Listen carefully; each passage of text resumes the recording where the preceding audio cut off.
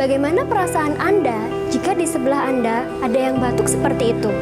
Batuk itu merupakan pelepasan virus dan bakteri melalui cairan dan udara yang dapat menularkan ke orang lain. Berikut adalah etika batuk yang salah. Batuk tanpa menutup mulut dengan menepuk-nepuk dada. Menutup mulut menggunakan tangan yang menggenggam. Menutup mulut dengan tangan secara langsung.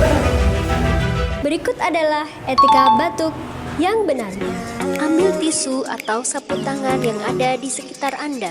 Tutup mulut dan hidung menggunakan tisu atau sapu tangan. Buang tisu ke tempat sampah.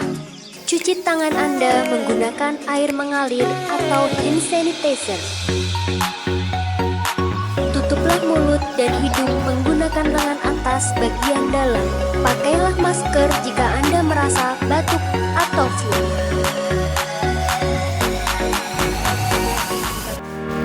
Marilah lakukan etika batuk yang baik dan benar. Salam sehat, Puskesmas Bulu.